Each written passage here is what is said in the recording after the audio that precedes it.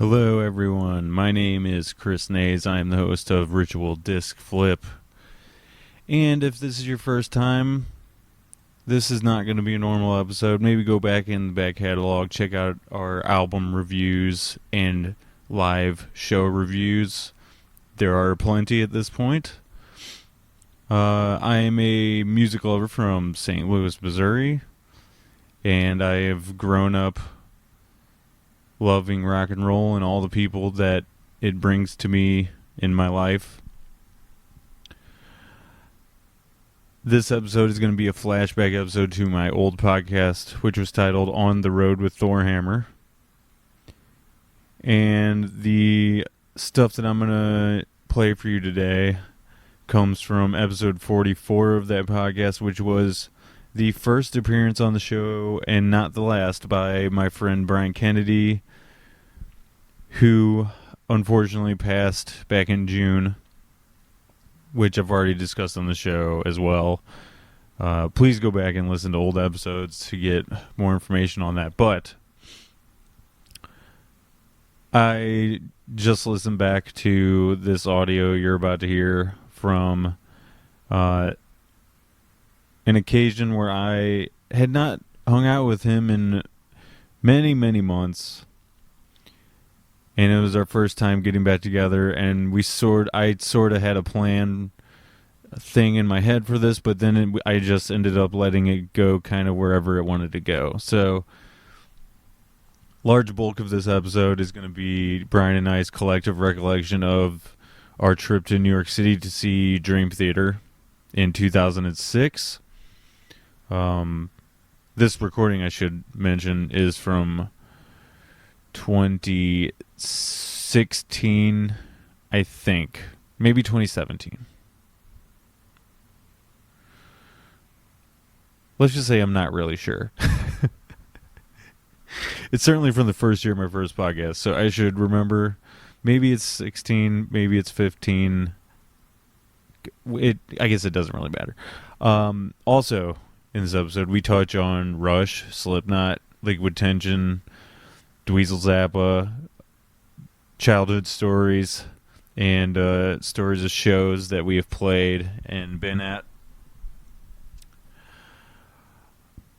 And also, I uncovered some recordings from a rehearsal, which I invited Brian to try out as vocals, as our vocalist for a metal band that I was trying to get off the ground in 2017. It ended up falling apart because of family stuff.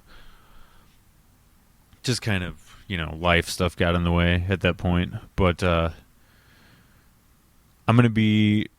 I found 4 recordings. One of them might be just a short little snippet. So I don't... Basically what I'm going to do is play part 1 of this conversation on this episode. There's another part to this conversation that I'm going to play in the future. And I think whenever it's sort of a slow week for the podcast, like, this week I had planned on recording with Chris Humes. Ended up we weren't able to sync up our schedules. I really want to get him here with me. We might do a Skype episode in the future if we really can't work it out, which is totally fine. Apologies to Chris for my busyness and just completely insane work schedule at this point. Do want to mention I went to see, first on this past Friday, I saw a band called Snow Burial from Chicago. They played at the Sinkhole, which is a kind of pseudo DIY venue here in town. Snow Burial was great. They're 1 foot in post-hardcore, 1 foot in post-rock. I talked to them a little bit. Their entire set was new material. I bought 2 albums from them for $5, and they're both really heavy and great, but you can tell they're sort of the baby version of where they went with their live show. So, new album coming in September. I'm sure I'll mention it and link it on the show. And I'll link the band's Bandcamp or something, whatever I can find in the show notes for this episode. At that same show, also saw Path of Might closing out this show with a full set of brand new instrumental material. So good. Loved it.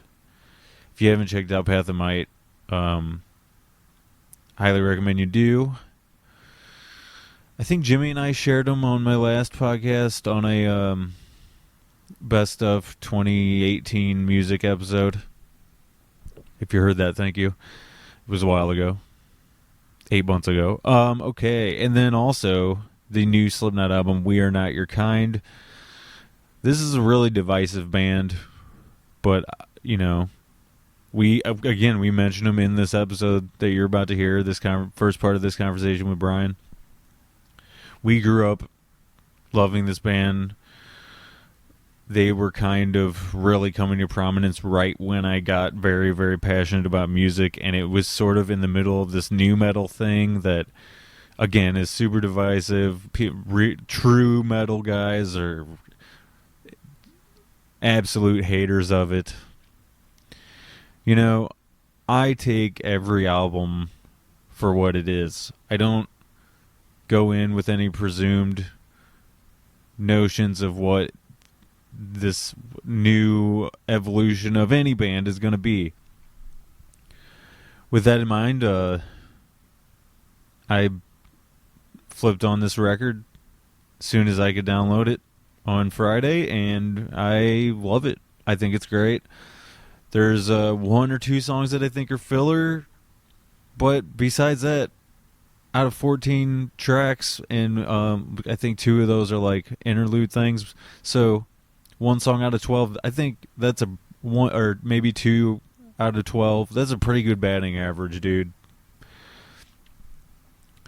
So I do recommend you pick it up, and I may even play something in the future on the show. So there you go.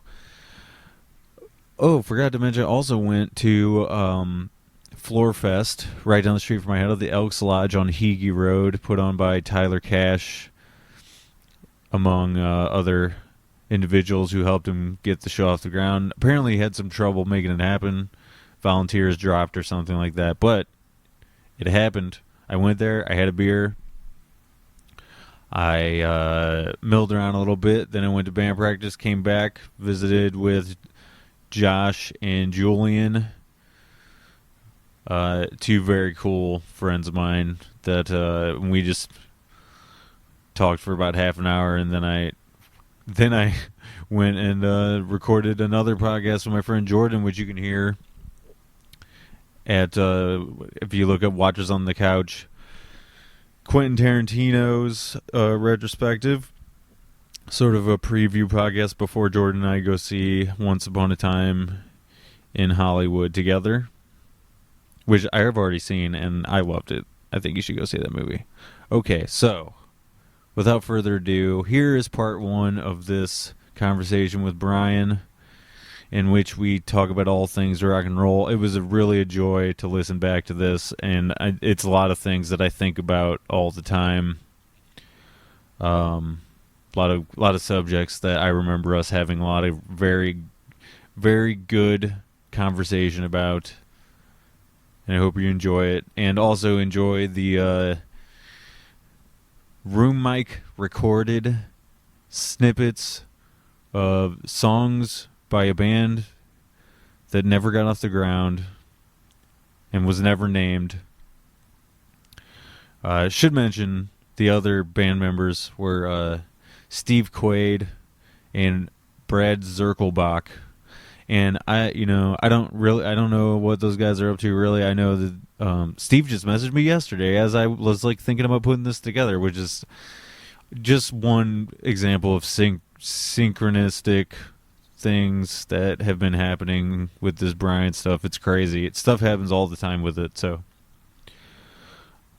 wow, this intro has been long. Hey, is that what you listen to this for? Long intros? I hope not. Okay. Here is Brian and I talking just a few years ago about all things rock and roll and our experiences in this life together. Thanks for listening. If you enjoy the show, please share it on your social media and all that fun stuff. Throw your comments up on the Ritual Disc Flip listeners group on Facebook, and check out all the links and show notes for extra tidbits of stuff like music that I'm into and that I've talked about on this intro. Thanks again, guys. Talk soon. Are we going to do the Contour karaoke?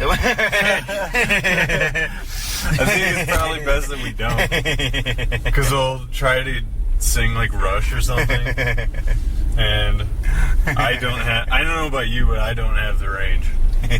Well, it's practice makes perfection. That's true. Yeah. We're taking care of everything. The dogs are here, and the books you read, the pictures that get blessings to you. See, but that's just you making a voice. Yeah. You know what I'm saying? That's not really me singing. Yeah.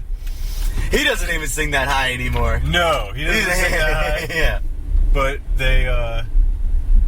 it's, his voice changed. So you can't really be expected to sing in those high registers. Yeah. It still fucking amazes me, like, how high he gets on, like, hemispheres. Oh, that's my favorite Rush album ever. Yeah, and I know that. But he, I think I read somewhere maybe that they didn't realize how high in the notes they were getting. Really? That he would have to sing. And because they write vocals at the after everything else. Yeah, yeah, of course. So when they finally got around to writing stuff like Circumstances, and you know what I mean, like he's like up high.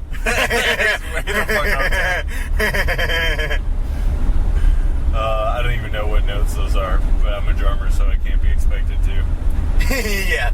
We'll leave the blasting in the thumb to you. Right. Yeah. It ain't no James LaBrie F sharp though. That's.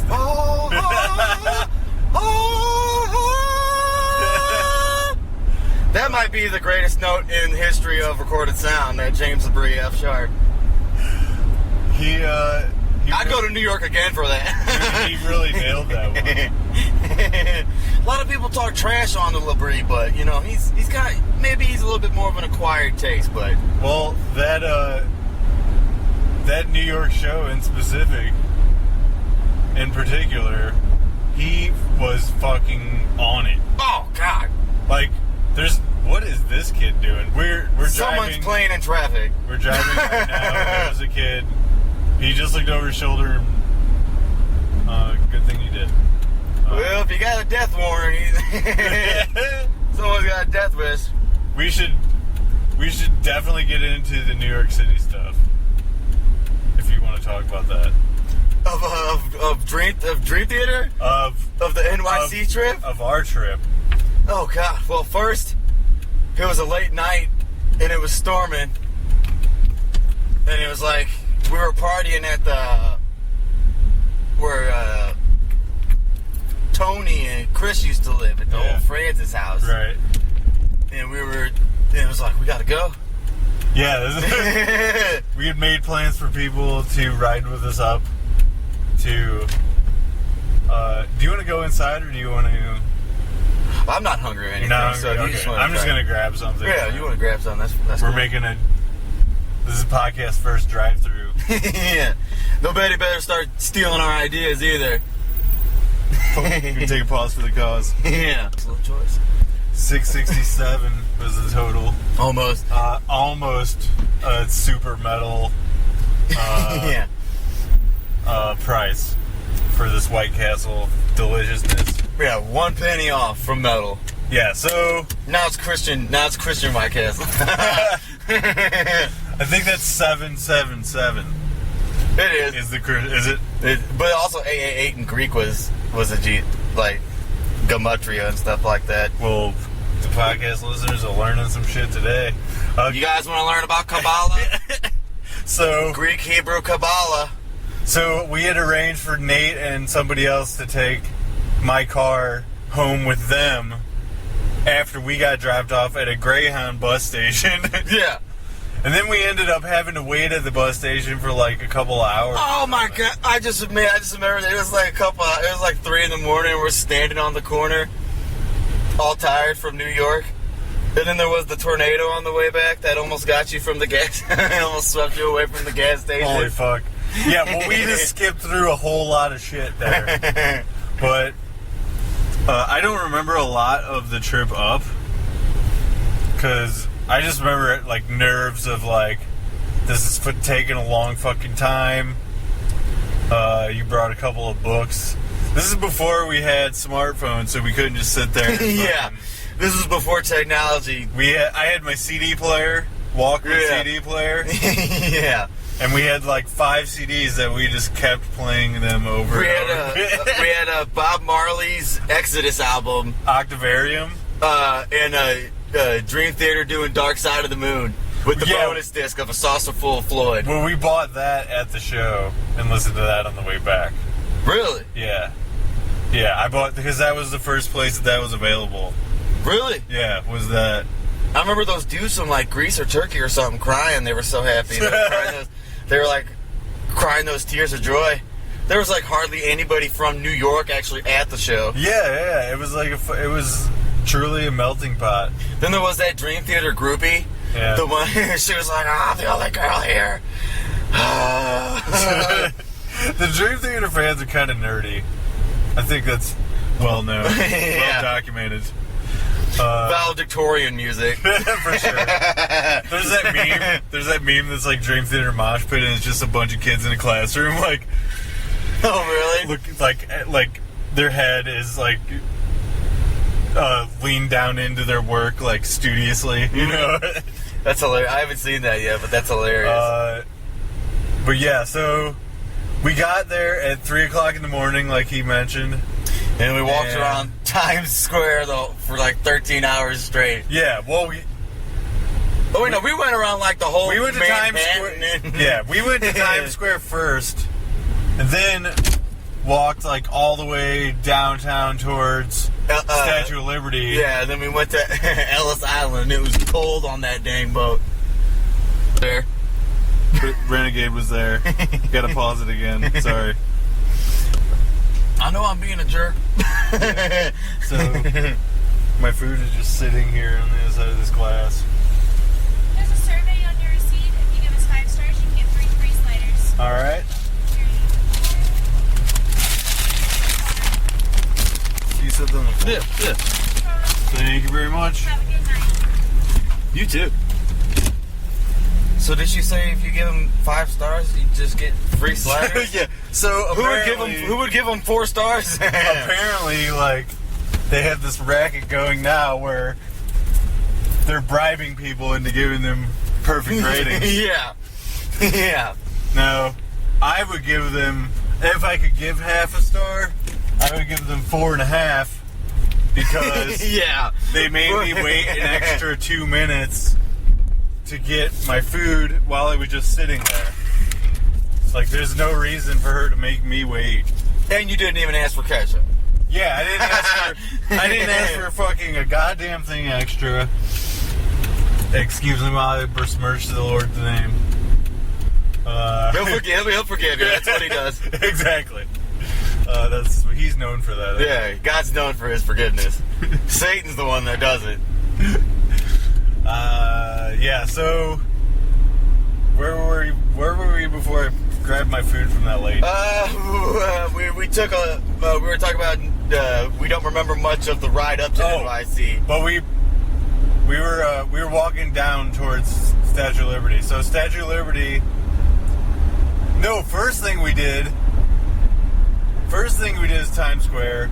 Then walked around just aimlessly for a little while. Yeah, and I got like Starbucks at every block. Yeah. And then once the sun came up, we went to Central Park.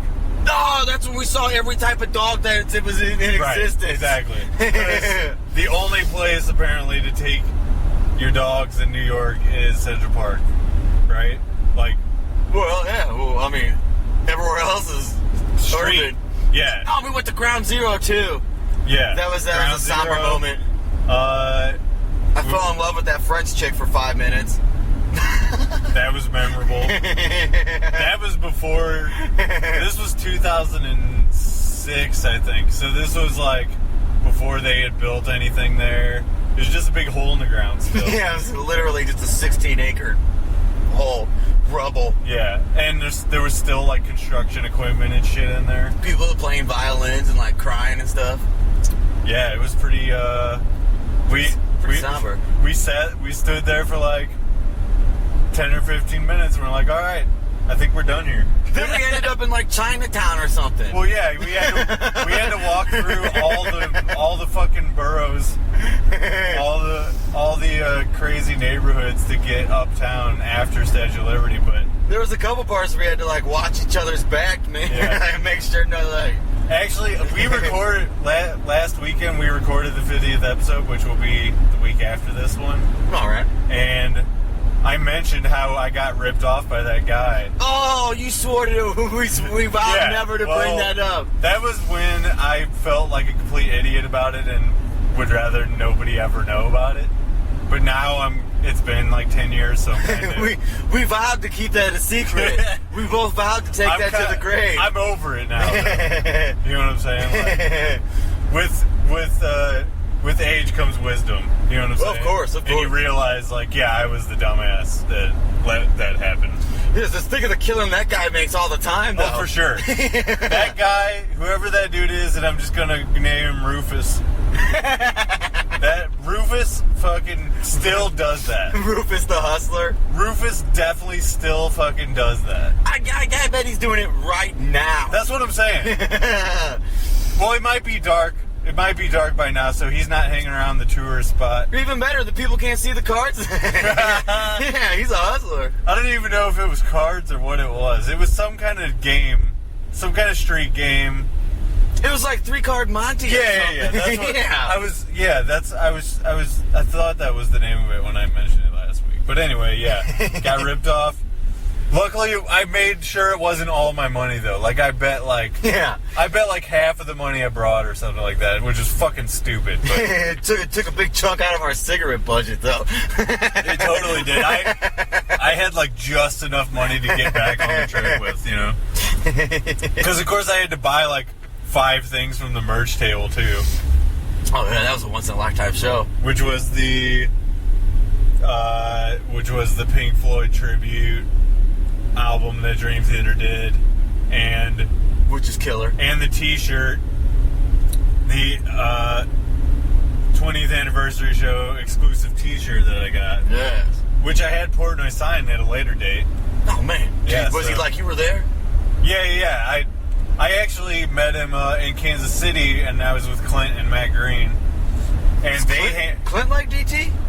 Around that time, yeah, he did. He might still like a couple albums by them. He better. I actually haven't talked to Clint in years. I saw him a couple months ago when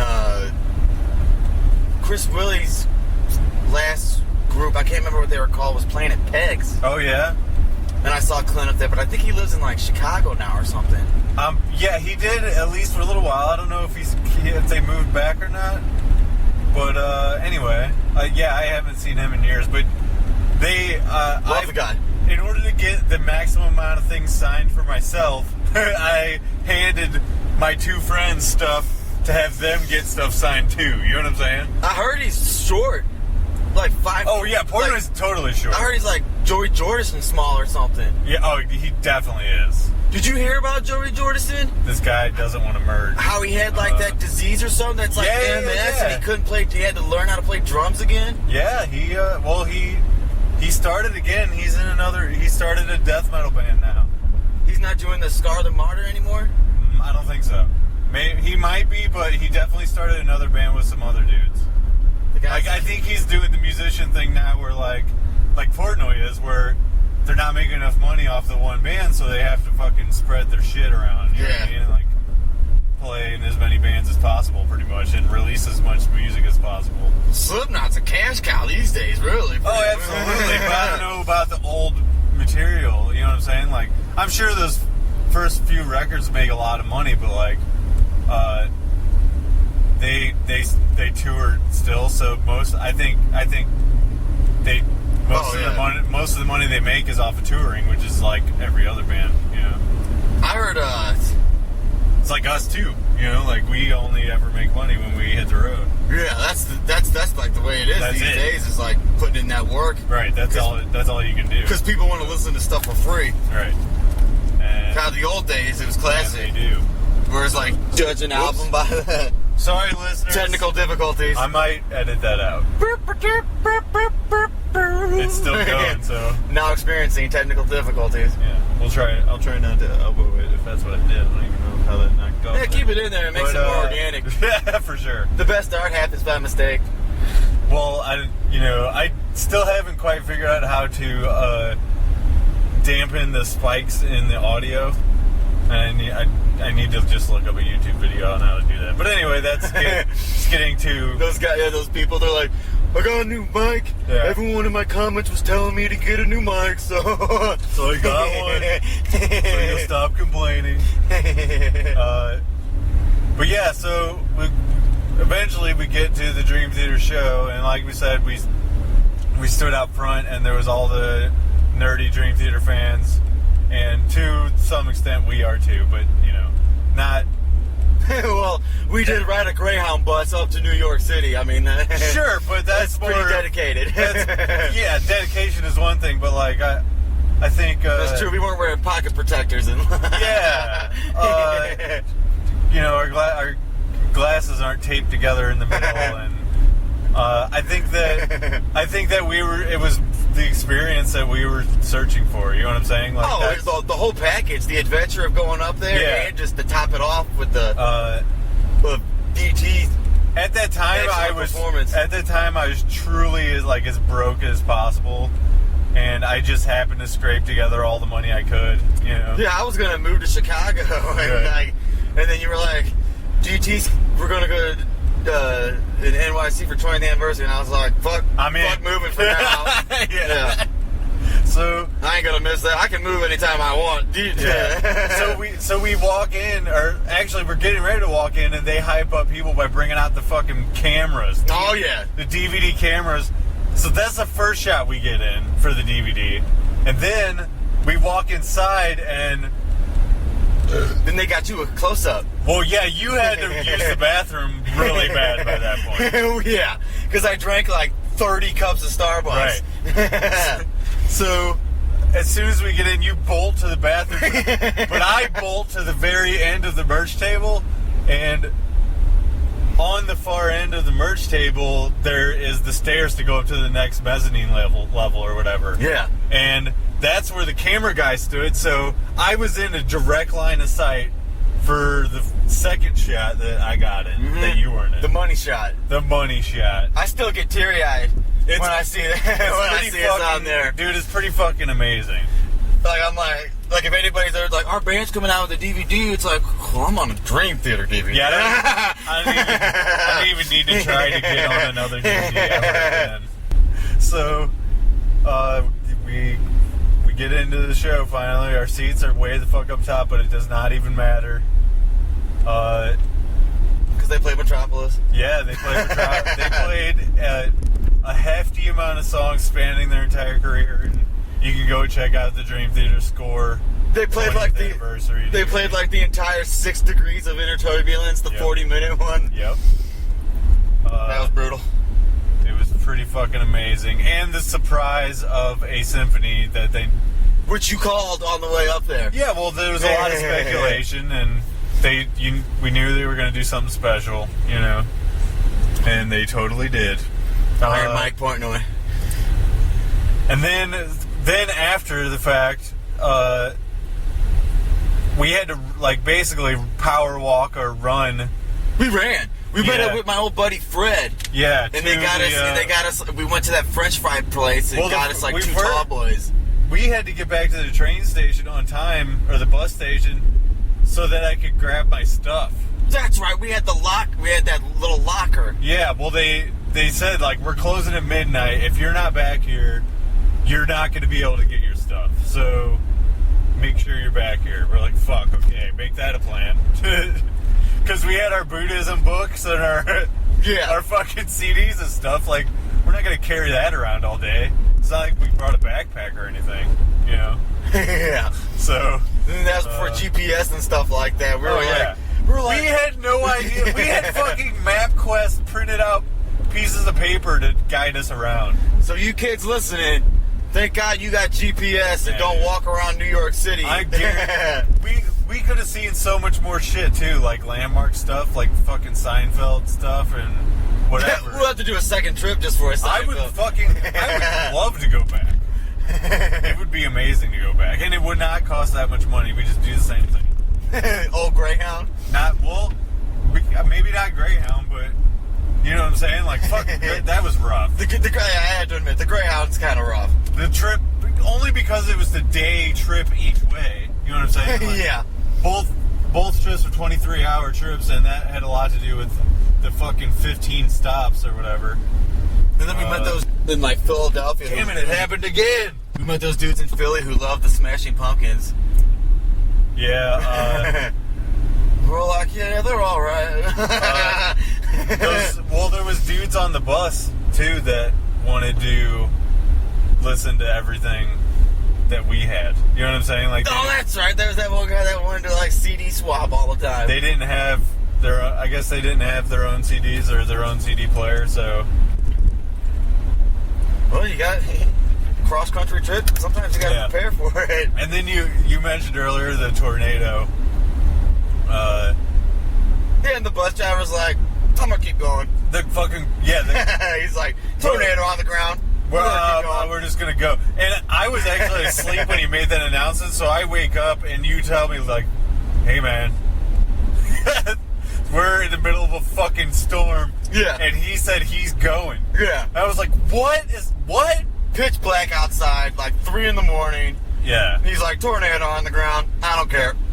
I'm driving. I don't give a shit. He's like, I got a time limit. Sorry, everybody. Yep. And I sympathize with the dude. You know what I'm saying? Like, I mean, when you got a job to get done, you got to do it. He wants to keep his job. That means driving through a tornado. So, Yeah. So that's what he did. Even if you get fired for killing a bus full of people. It doesn't matter, you know. Oh God. So much stuff happened. It's hard to like just digest it all right now to think about it. Oh, and the tornado. I actually found out when we got back, my guitars for Abomination at the time had to move out of his house because the same storm. Was that Dave? Yeah, it was Dave. Who disappeared? Did anyone ever find him? Yeah, we found him and stuff. But he had to move out of his house because the roof came off. Yeah, the roof. There was this shitty fucking apartments in High Ridge. Like, Yeah, I remember being there one time. they're off of High Ridge Boulevard, but like that past old Highway towny. PP. Yeah, that old towny part of High Ridge. If you live near High Ridge at all, it's right. It was right next to Marty's Bistro, or what used to be Marty's Bistro. I think Marty's Bistro closed now. They're moving it, I'm pretty sure. But Yeah, because it's like packed on weekends. Like it looks like there's no one ever there. Then like you drive by there like 10 o'clock at night. And also Marty died, and I'm sure like he was probably the one that was like, I'm not moving this shit. Oh yeah, old timey business owner. Right. So My pappy. the trip back was pretty fucking miserable. Because we were just ready to be home, you know. And I remember we got back, and I asked Nate to be at the fucking train station at a certain time because I knew we were gonna get there at the right time, you know. Like we were saying, those fucking Greyhound people. Yeah, those guys are pros. Those guys are pros. So of course he hadn't even fucking left his house yet, and we had to sit up there for another hour and wait. Yeah. While Nate brought my car back up there. At least we got to smoke our cheap Missouri cigarettes. Once we got back. That's true. Cigarettes were at the time, I think, like $10, and we thought that was fucking insane. And, Oh yeah, Missouri cigarettes now are somewhere around $8. Yeah, they're like, what are they in? I haven't bought cigarettes in so long. I don't know how much they actually are. I think in New York they got to be like close to 20 a pack or something like that. Probably Now. 15 to 20, I would guess. We were going like 50-50 on cigarettes. we were like, damn, that's a lot. I'll do 5 if you do 5. Deal. Yeah. Yeah. So Yes, physical cigarettes are so 2000s. What are the other Dream Theater trips that we did? We did Chi-Town a couple times. We saw Liquid Tension where the fucking keyboards broke. We recorded show. Yeah, also one. That was a fucking amazing show. At a jazz club, the guy came out with his jazz ponytail. Yeah, he totally did. It was such a stereotypical jazz club too. I wish I knew what the name of that club was, but I don't remember at all. Oh man, I can't. Yeah, it was. That sounded great though. Oh yeah. But they basically just jammed the entire time because his fucking keyboards broke. Yeah, Jordan Roos just came out and was like, I'm on the phone with Roland in Japan. Yeah. That's the only show that's ever happened at. And I kind of have a suspicion that maybe that was planned because they just wanted to jam. But Jordan didn't get to participate till the end when he came out and played guitar, which fucking blew my mind. Yeah, I didn't know he could jam on the guitar. Apparently he could just fucking wail on guitar too. He was like Kirk hammering it with the whammy and everything. He was just like ridiculous. That was fucking ridiculous. I think Petrucci went on the bass, didn't he? I think so. Yeah. And I think they traded and. Portnoy did a little speech. Charlie Benante came out and played on drums for a little bit from Anthrax. Yeah. Because he lives in Chicago, so... Does he? Oh, yeah. And he's a fucking, he's a mark for Portnoy, too, He fucking loves Portnoy. I thought everyone in Anthrax was, like, diehard New Yorkers, like, never... No, he lives in Chicago. I think they grew up in Brooklyn, though. Scott Ian ain't ever gonna leave there.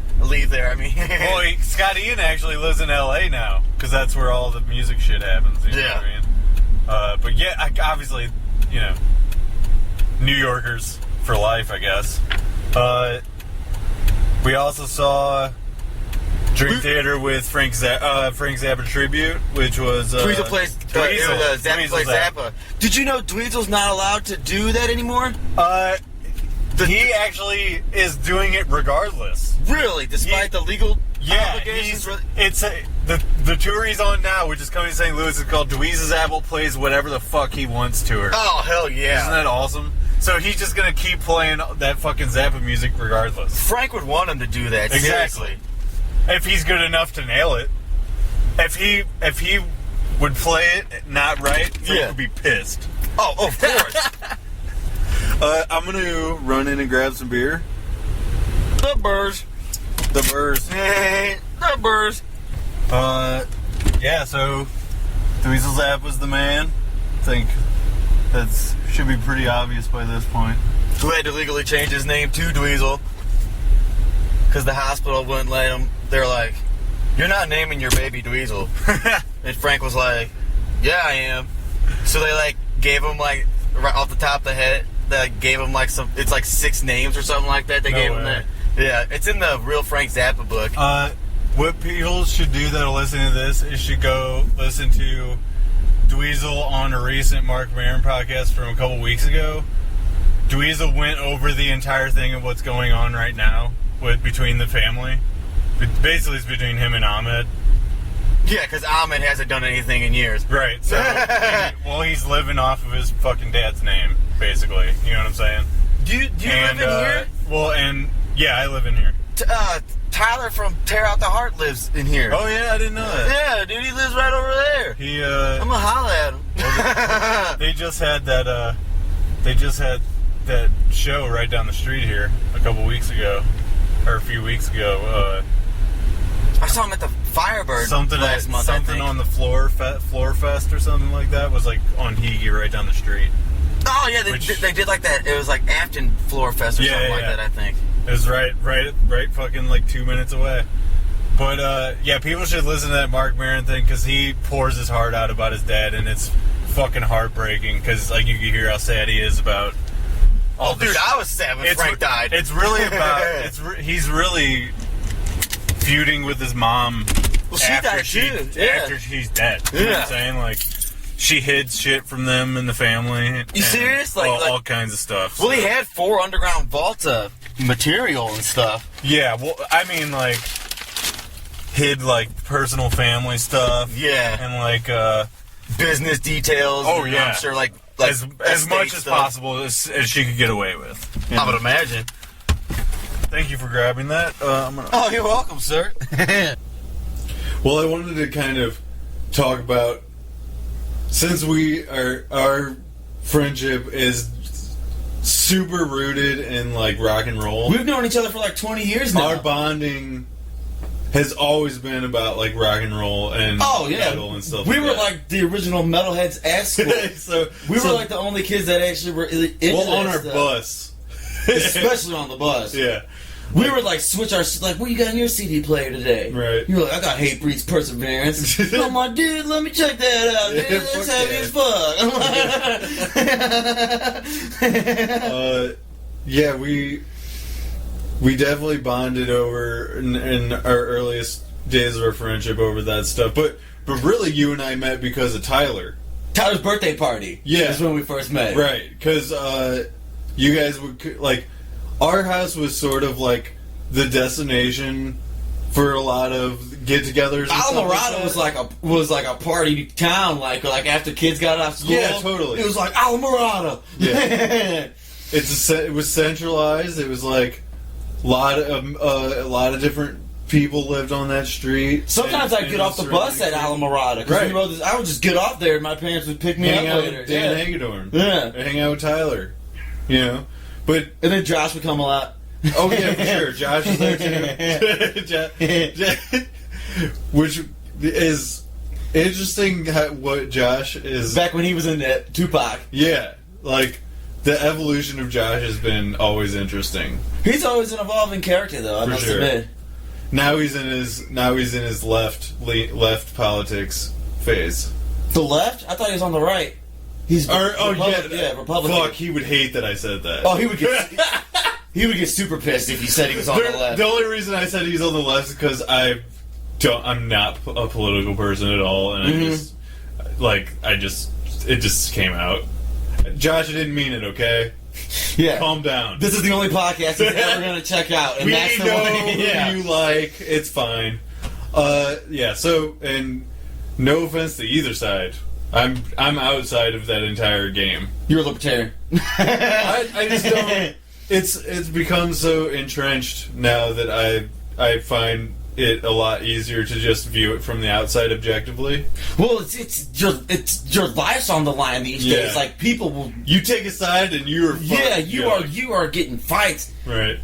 But Isla Miranda, fuck, I'm so lucky to have grown up on that street, and you're lucky to have like been there along for the ride. You Well, know what I'm our saying? whole bus was crazy. Oh, for sure. We had like the same bus route for literally all 13 years, from like kindergarten to senior year. For It was sure. all.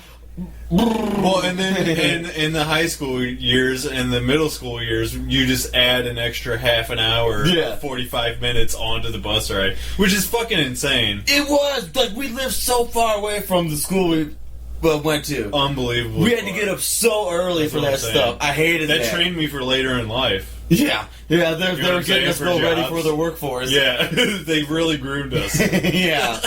They're like, well, school starts at 7:20, but you guys got to get up at 5:30 to catch that bus at 6. That sucked so bad. You slept most mornings. Oh, yeah. You like when I you, would put my when you had headphones the on. fro. You had that fro for a while, and it was Dude, at that when you time, dyed it black. At that time, I would stay up late and watch like fucking Seinfeld and stuff. Oh, and Conan. Yeah. I was a Conan I would addict stay back up in those super days. late and then pay the price big time. Oh God. Because we'd have to get up so early. And of course, my family was like working class, so we don't have fucking money for a car. Yeah. Extra car. Yeah. You know what I'm saying? And by the way, I would much George rather, had shit to do. yeah, I would much rather pay for drums than a car, and that is the choice I made, by the way. I had a choice between buying a used car, That's your passion. yeah, or buying a drum set. You gotta do what you love. You know what I mean? If you notice Love that, is the law. if I think I'm at one bar on battery, so if you notice that light go off while we're talking, make sure. There's 3 lights. I don't know which one. If it goes off, I'm a podcast virgin. if it just goes, if the red goes off, Make sure I know. Make Okay. sure I notice so that we can switch batteries. I hope I'm a returning guest. Oh, dude. This podcast has been a long time coming, for real. Like, I've been dying to get on it. I want all, like, Jimmy has been on for probably like 8 or 9 times now. Yeah. And it's a shame that it's taken us so long to hang out. Like, I don't even remember the last time we hung out. Last time we hung out, it might have been a concert. We saw Chris Hardwick live.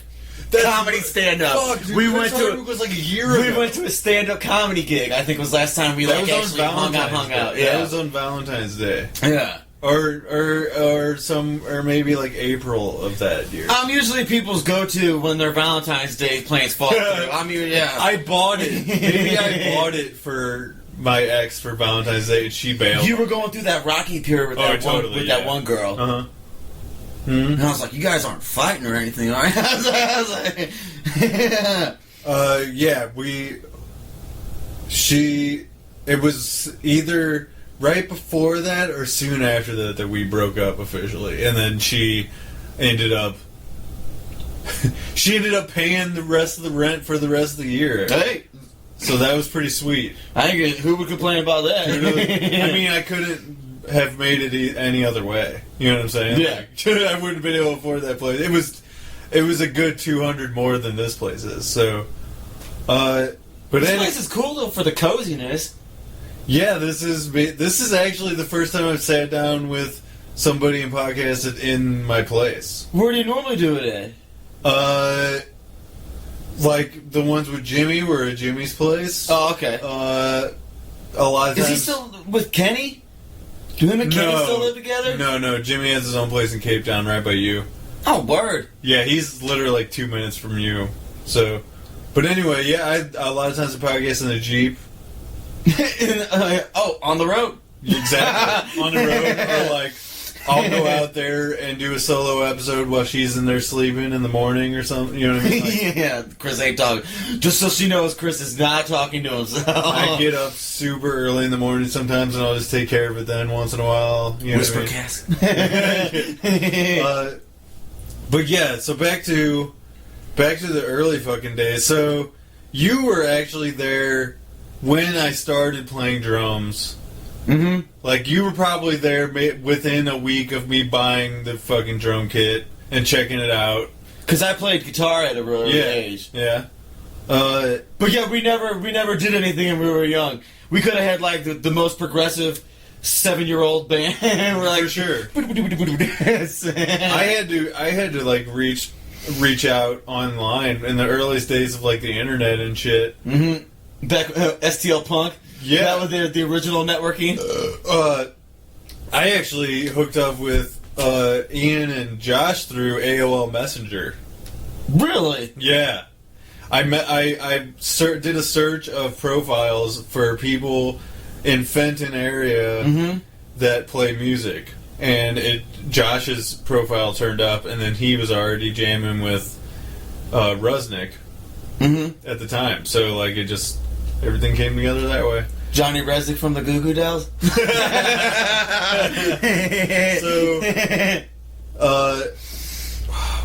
So where was I going with that? I interrupted with my Goo Goo Dolls joke. No, it's fine. Jokes are welcome, always. Well,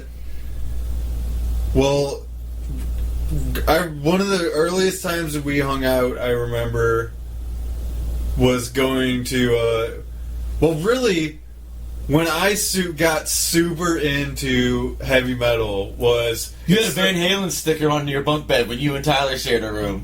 Did I? Yeah. I don't even remember the Van Halen sticker. For some reason, I remember stuff like that all the time. Yeah, that's awesome. You had the Van Halen sticker on the top bunk.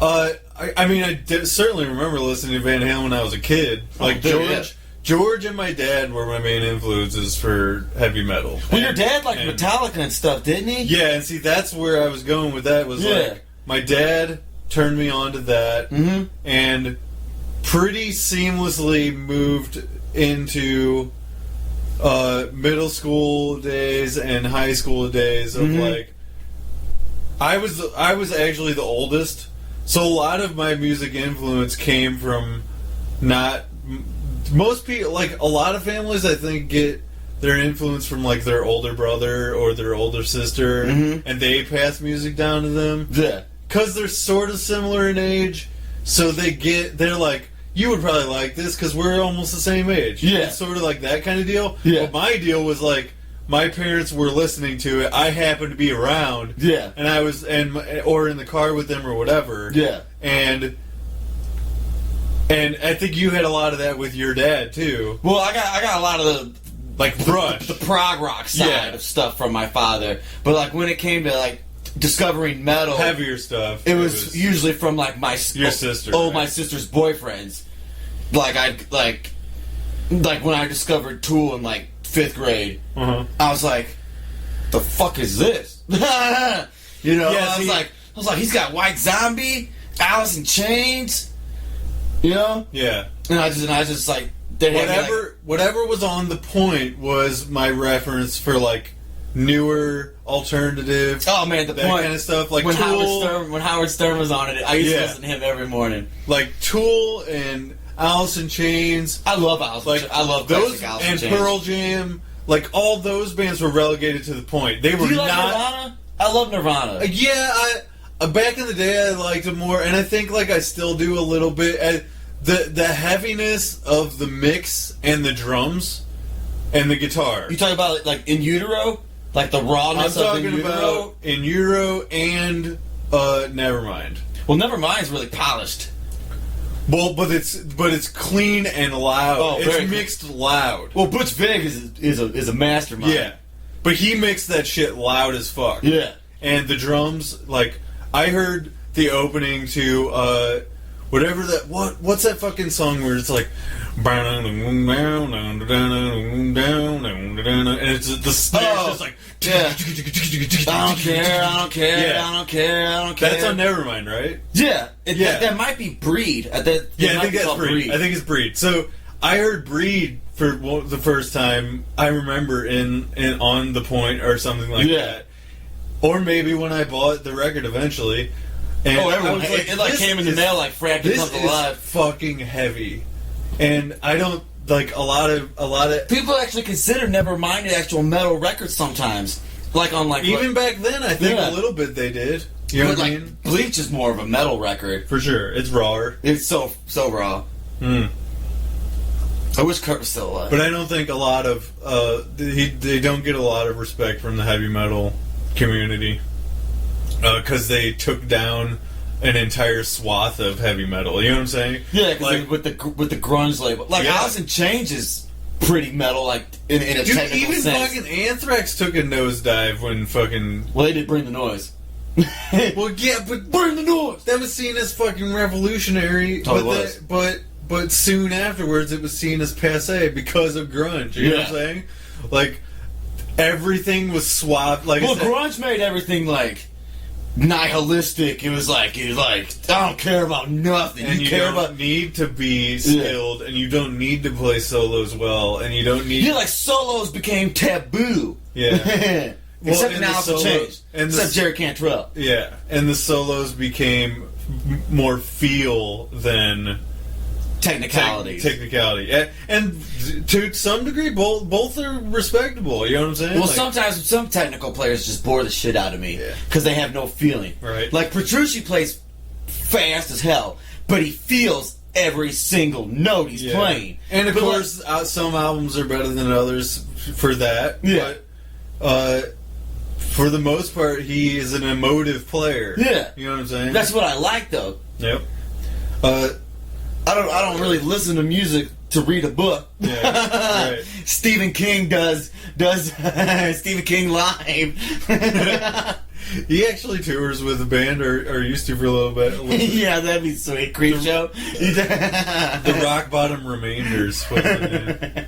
But anywho, I got super turned on to Metallica and stuff, and then that evolved into our wheelhouse, which I had to actually defend Slipknot on a recent band podcast that we had because Really? yeah, because the other three dudes are about 4 years younger than me. Or, In the group? In in Thorhammer? Thorhammer, yeah. They're like 4-ish years younger than me. So, like, they weren't in that. And they weren't smack dab in the middle of that when we were. Well, we saw them on the Iowa tour, front row. See, that's what I'm saying. That cemented that in my brain.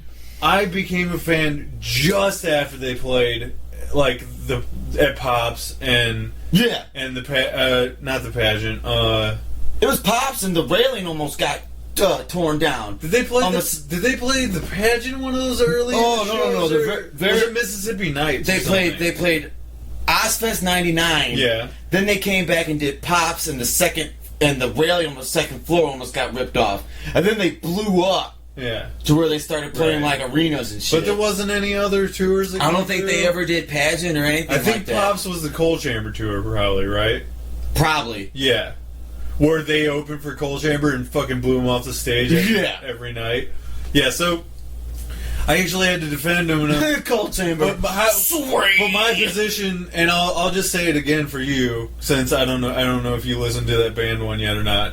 Coal Chamber? No. when I was like 12, I did. Where I had to defend Slipknot. I don't think I heard that one. I might have missed that one. It was the road to... Was it the road to Des Moines? Either the road to Des Moines or road to KC. I might have blocked it out because people talking bad about Slipknot just really doesn't stick in my head. It was the road to Des Moines. Yeah, you should listen to that. But basically, my position was that I was 14 in 1999 when they hit, and 14 is like your teen angst.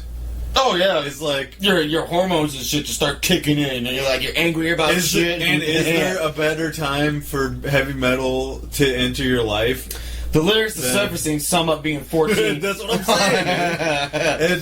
and that's my basic position on that is like for me to not listen to Slipknot was like, why would I not? Well, I remember first thing, the reason why I got into Slipknot was before I heard them on the radio or anything. It was like right when the CD came out, and I saw it at Street Side Records. Yeah. And I was like, this is terrifying. Yeah, yeah. I'm like, for an album cover, I'm like, what does this sound like? And it had the Ouija board burning on the back and stuff like that. I remember seeing the album cover too before I ever heard anything really. I remember seeing people wear T-shirts in middle school too, and I was like, what the fuck is this mask band? They look evil as fuck. I gotta see what that is. I was like, what does this sound like? Yeah. And then soon after, like, my entire wardrobe was Slipknot. Yeah, then I started wearing nothing but Slipknot shirts. And then, of course, I got called a poser. Oh, but yeah, well, that's just... But the kids who were posers, though, they'd be like, what's your favorite Slipknot song? Yeah. Wait and Bleed. Like, what do you mean that's your favorite Slipknot song? You want to hear a funny... You'll remember this day, but a funny story I had from middle school being a Slipknot fan. I bought the orange jumpsuit. Oh, I remember that. You had the magazine. Yeah. But I wore it to school just to freak people out. And you scare people when you dressed up as the singer of Mudvayne. Yeah, that was with the bullet hole and everything. I screwed up. Kids were like, who the fuck is that? Yeah. And I'm like, that's my buddy Chris. I just did that to fuck with people too, but well, you succeeded. In middle school, I wore it towards the end of 8th grade, I think. And I don't even remember Coach Fisher or gym teacher Fisher. Yeah, I remember that guy. Douchebag. Total douche. So fat. Overweight for a gym teacher. Super fat. Real mad if you couldn't do enough push-ups, but he couldn't do one. Yeah. He was a dick. And total dick. I hated that guy. The day that I wore that, he was one of the people specifically that was laughing at me, and he said something about he said something about, oh, is that where you're gonna end up? Is in jail when you're... I'm like, I didn't even dignify it with a response, but like I hated that, like where we grew up and stuff like that. I hated, like, it was like, but you know, like if you were wearing like a George Strait jumpsuit, everyone would be like, that guy's gonna go to college, I guarantee it. Well, and then where I got my comeuppance later was I played his wedding anniversary. Are you serious? Yeah, it was the Real Life Dinosaurs. It was me. You played with them for a little bit? Me, Greg Clark, and that was our... And Dangerous Dan Bruce. Yeah, it was our band. I didn't know you were the drummer for them. Yeah, for Real Life Dinosaurs. I thought it was that one Greg guy. No. Not... that. There was two Gregs in there. He might have played in a band with them before that, but this was during... This was during Irie when this happened. And, Real Life Dinosaurs. I did some solo stuff during that period. Yeah. Well, we played a show with you probably, but This one dude. I guess that's a separate story right there. We'll get into that. Yeah, that's. But we played Fisher's. Excuse me. We played Fisher's wedding anniversary, and he looked back at me at one point when we were playing like Stranglehold, and we were doing like a jammy part of Stranglehold where we were the boo boo. Yeah. Boo boo. But when the solo happens later, we just like would play whatever because improv it. Yeah, because Greg would never really play the solos like note for note. He would just like do his own thing. Well, he never I remember jamming with him a couple times, and he was like, "I don't know anything. I don't know any music theory." And I was like, "You got to learn the basics. Like, yeah, you got to learn like." But he's ABCs literally. Well, he's actually a really talented player for not having any like background in the theory of it. Him and those dudes. He's got ears. He's got the ears for music though. Him and those dudes and his original project is going to come out with an EP, Big Rigs. Mm-hmm. And his Queens Boulevard cover band, like super successful. Like, really? Yeah, like tonight they're playing at Ballpark Village after the Cardinals game. Are you serious? Dude, yeah, they play casinos and they kill it, dude. Oh, the casino circuit already. That's that's usually when the bands are on the come down though. No. His cover bands make of course they do. And congrats to them. Fuck yeah, congrats. I am super proud of any of my friends being successful in any kind of music venue or lane whatsoever. You know what I mean? I'm happy if my friends have a job. Yeah. What I really want to see Greg do more of is original stuff, and I'm super fucking proud of him for finally getting an original thing together. Yeah. I need to get something going. Like, they've been a band for a while, but they got that EP finally coming out. Yeah. Cheers to you, Greg. Yeah. Greg and Tyler Christensen. I can't talk.